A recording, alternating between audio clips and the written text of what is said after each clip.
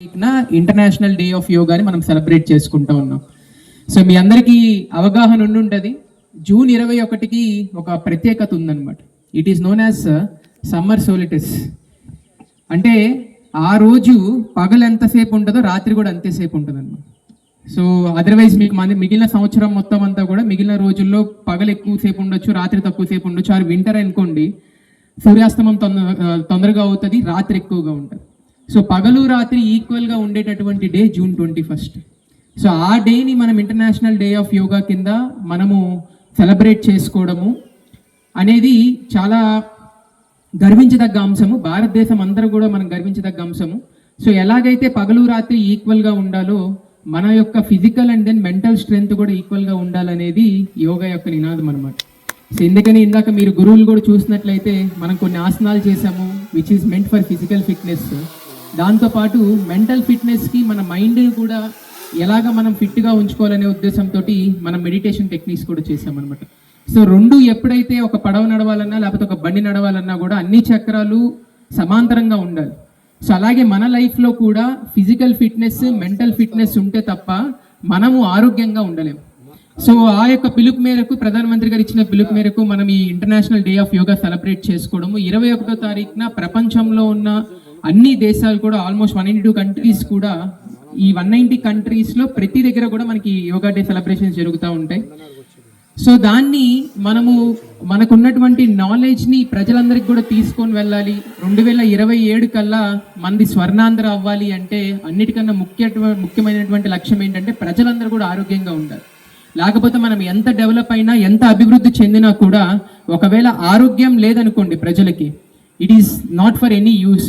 So దాన్ని ముందుగానే గ్రహించినటువంటి మన గౌరవ ముఖ్యమంత్రి గారు ఈ యోగాని ఆచరణలో పెట్టాలి, ప్రతి ఒక్కరికి యోగాని తీసుకొని వెళ్ళాలనేటటువంటి ఉద్దేశంతో మన గౌరవ ముఖ్యమంత్రి గారు ప్రతి సంవత్సరం కూడా యోగాంధ్రకి పిలుపునివ్వడము. దాంట్లో భాగంగా ఈ సంవత్సరం మనం 14 రోజుల పాటు మన జిల్లాలో అలాగే రాష్ట్రం అంతా కూడా ఈ యోగాంధ్ర సంబరాలు జరుస్తూ ఉన్నాము. సో ఇప్పటికే మన జిల్లాలో ఒక 40,000 మంది సిటిజన్స్ని మనం ఐడెంటిఫై చేసి వీళ్ళందరికీ కూడా యోగాని మనం ట్రైన్ చేస్తూ ఉన్నాం ప్రతి సచివాలయంలో.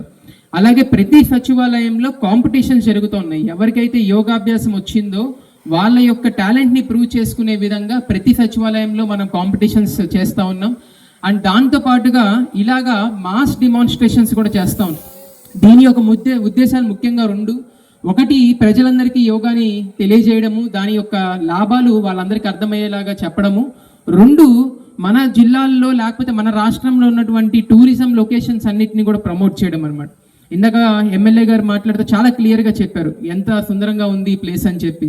యూజువల్గా మనము యోగా చేస్తేనే మన మైండ్ కూడా అలాగే మన బాడీ కూడా చాలా కామ్ అవుతాం. అలాంటిది ఈ ప్రదేశంకి వచ్చి చేయడం వల్ల ఐ థింక్ మనకు వచ్చినటువంటి అనుభూతి వేరే చోట ఇంకెక్కడ చేసినా కూడా వేరే వాళ్ళు ఎవరికి కూడా యోగా చేస్తే వాళ్ళ అనుభూతి రాకపోవచ్చు. సో ఇంత బ్యూటిఫుల్ ప్లేసెస్ ఉన్నటువంటి మన జిల్లాని ప్రమోట్ చేయడం కూడా మనందరికి కూడా అవసరం. కాబట్టి ఇలాంటి ప్రకృతికి దగ్గరగా ఉన్నటువంటి ప్లేసెస్ని మనం ప్రజలందరికీ కూడా తీసుకెళ్లి టూరిజం పెంచి మన జిల్లాలో, తద్వారా అందరికీ కూడా ఎంప్లాయ్మెంట్ ఆపర్చునిటీస్ పెంచాలని చెప్పి నేను కోరుతా ఉన్నాను. అండ్ ఈ కార్యక్రమానికి విచ్చేసినటువంటి ప్రతి ఒక్కరికి కూడా ధన్యవాదాలు తెలియజేస్తా. అండ్ మీరు కూడా తప్పనిసరిగా మీ యొక్క లైఫ్లో యోగాని భాగం చేసుకోవాలని చెప్పి అట్లీస్ట్ రోజుకు ఒక 15-20 మినిట్స్ అయినా మీరు అందరూ కూడా పార్టిసిపేట్ చేయాల్సిందిగా కోరుతా ఉన్నాను. Thank you. తీసుకురావాలి. సాత్, రెండు చేతుల్ని శరీరానికి దగ్గరకు తీసుకొస్తాం. 8, పాదాన్ని భూమి మీద పెడతాం. ఇది ఆసన్ స్థితి.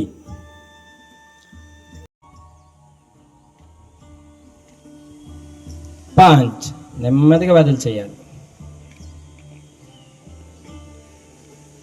6, అన్లాక్ చేయాలి. అన్లాక్ మాత్రమే చేస్తాము. రెండు అరిచేతులు ఒకదానికొకటి ఉండాలి, ఒకవైపుగా ఉండాలి. 7, నెమ్మదిగా 8,